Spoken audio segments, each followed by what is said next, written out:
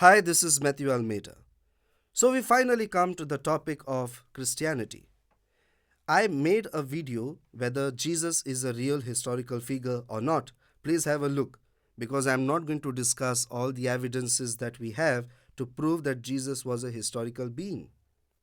Well, a lot of the evidences to prove that Jesus is a historical figure come from the first century Roman historians like Tacitus, Pliny the Younger, Suetonius, Lucian, and the Jewish historian Josephus Flavius.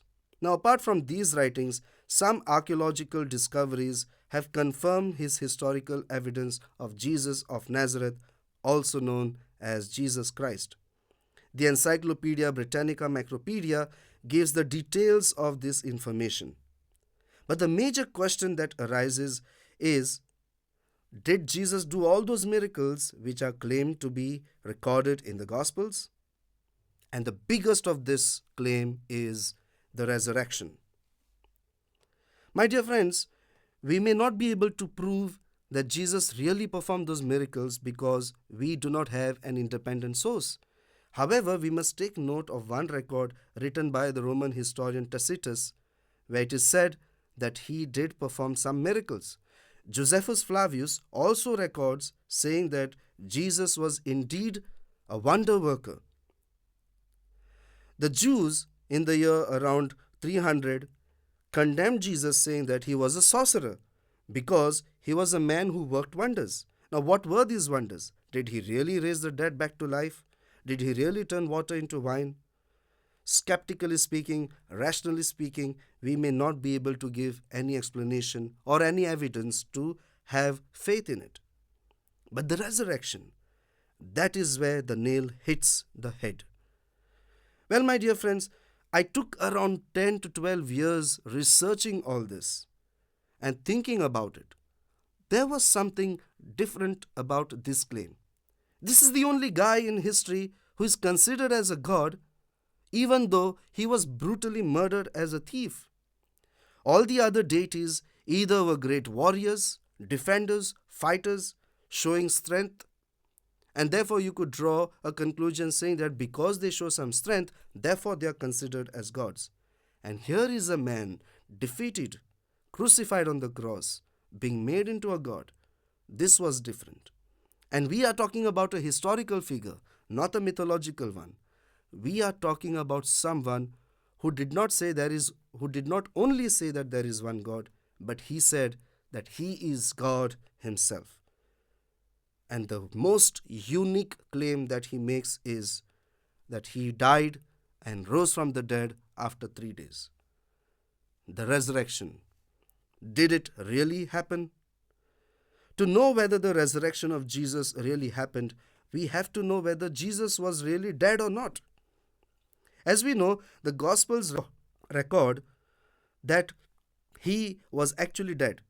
But can we depend only on the Gospels because they are religious texts? The Roman historian Tacitus, in his Annals 15.4, mentions the following: Christus, the founder of the name, was put to death by Pontius Pilate, procurator of Judea, in the reign of Tiberius. The Jewish antiquity historian Josephus Flavius writes the following concerning Christ's death in Antiquities 18:3.3. Now there was about this time Jesus, a wise man, and when Pilate, at the suggestion of the principal leaders among us, had condemned him to the cross. All the historians of that time agree that Jesus Christ was crucified. Even the Jews agree he was crucified and died. And if he had not died, then no one reported saying that he is alive, and of being seen amongst people, except for the apostles and some 500 men who claim to have seen him resurrected. As the Gospel tells us that the Jews bribed the Roman soldiers to say that his body was robbed, for they knew that his apostles would say that he is risen as he said. Many skeptics rose up in the recent 20th century and questioned the resurrection of Jesus and put forth certain theories to dump his whole idea of resurrection. But many defenders of the faith stood up to defend the beliefs. Below are some theories which try to outdo the fact of resurrection, and then there are responses which are given to defend this belief. And I was fascinated how scholarly this was done. The first theory is Jesus survived death on the cross and only entered a coma, and after a few days, when he recovered, he was seen to be alive. Well, my dear friends, this theory sounds as stupid as saying, like a person meeting with a serious accident and entering into a coma, recovering from physical pain within a few days, approximately a week. The apostles claimed to have seen Jesus on the third day. Can you expect a wounded man pierced with nails and spears to just get healed within 3 days? To recover within 3 or 7 days, do you know how much it takes? The soldier who pierced the side of Jesus also knew that he was dead. Now, this was enough to make clear that he was actually dead. If he was alive, it would take at least a year for him to get healed and recover totally. Theory number two, the apostles were just hallucinating. They actually did not see Christ. Well, famous psychologists have proved that people do get hallucinations, but all psychologists or psychiatrists would agree that hallucinations are individual occurrences and not a group phenomena. Two people getting same hallucination is almost impossible and at the most very rare. But the resurrected Christ was not only experienced by one apostle, but all of them, including some women and a whole lot of people, as St. Paul says, 500 of them. Theory number three, the man who was crucified was not Jesus Christ, but somebody else who looked like him. Since Christ was arrested in the dark, they could not recognize who he was. Well, my dear friends, this theory is mostly held by the Muslims. Well, they quote this event from the Gospels, but they forget to mention that Judas had agreed to go with the soldiers in the garden and kiss the man in order to help the soldiers recognize who Jesus is in the garden. Secondly, though Christ was arrested in the dark, the sentence was passed on him in the morning. There was enough light for people to recognize who this Jesus is. And obviously, he was a famous guy. People in Jerusalem knew who this Jesus of Nazareth is, whom the high priest and the Jews would easily condemn to death later, since he had been in Jerusalem preaching even in the temple and also breaking the Sabbath laws. Theory number four, the resurrection is only a myth created by the apostles as a result of the depression caused by the loss of their beloved teacher. Well, my dear friends, people agree that there are various myths or legends.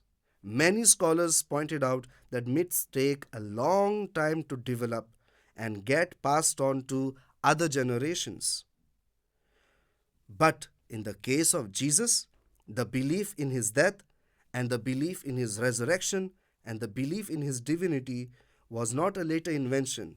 We have documented archaeological records that the belief in the death, resurrection, and divinity of Jesus has been there from the beginning of Christianity. It was not later invented. You can take the manuscripts of the Gospels that are found. You can take the writings of the early Christians. You can take the Roman historians who have recorded about Jesus, like Pliny the Younger and Suetonius, who said that the Christians worshipped Jesus as a god. You can take Josephus Flavius, who said that the Christians claimed that he is risen. And Josephus Flavius was born in Jerusalem. This belief, my dear friends, is not a later writing or invention. The belief in the resurrection and divinity of Jesus has been there right from the beginning of Christianity. And therefore, we need to find out whether he really resurrected or not. Let us say if it was a myth. Myth would take a long time to develop. Theory number 5. The resurrection which the apostles spoke of was the resurrection of the dead, which is to happen on the last day, and not merely a physical resurrection of a soul person, or it was a kind of a mystical experience. This theory is also unsatisfactory. The apostles admitted that they had seen the physical risen Lord and not merely a spiritual one. They could touch him, feel him, and even eat with him, since the risen Jesus also ate with them.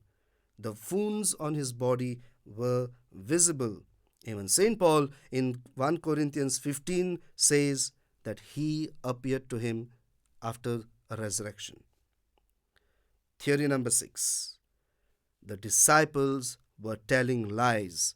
It's a conspiracy.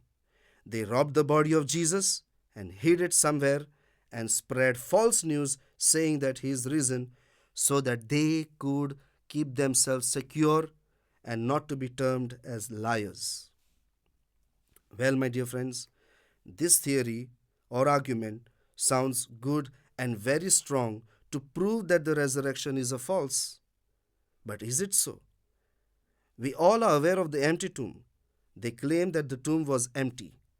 And nobody in these 2000 years have ever come up and said, see, this is the body of Jesus. No one has produced his skeletons. No one has produced his body.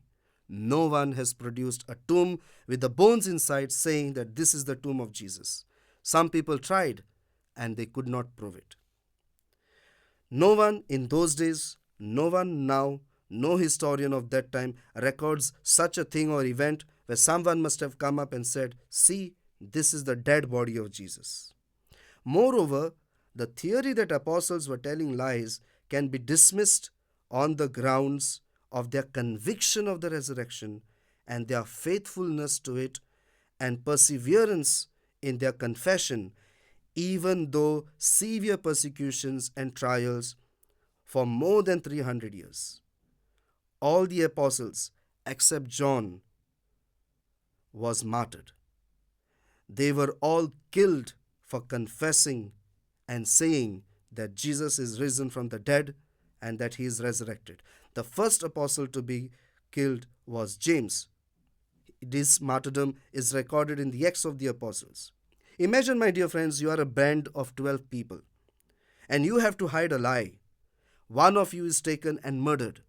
And you know that if you hold on to that lie, you too are going to be murdered. Won't you be an idiot to confess to the same lie? Won't you be stupid enough not to save your life by holding on to that lie?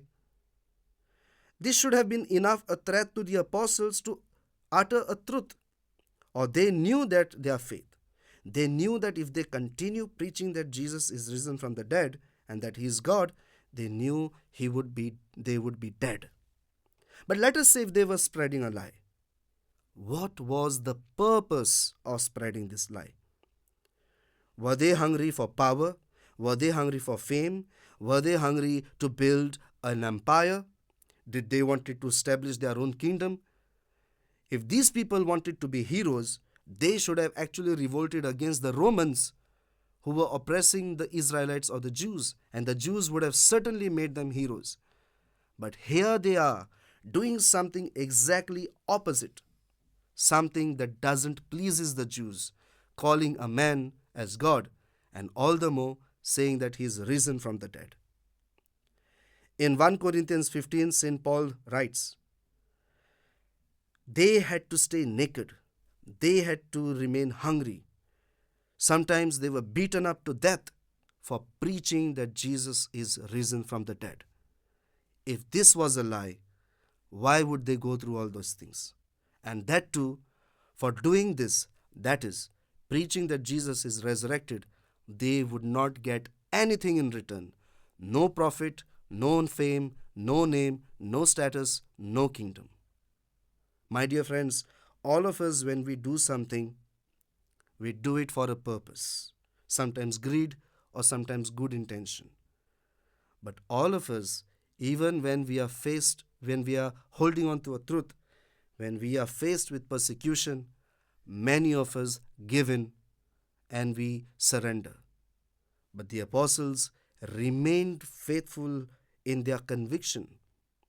This attitude of the apostles to hold on to this belief even to the point of death without having any greed for anything, be it money, political power, or anything.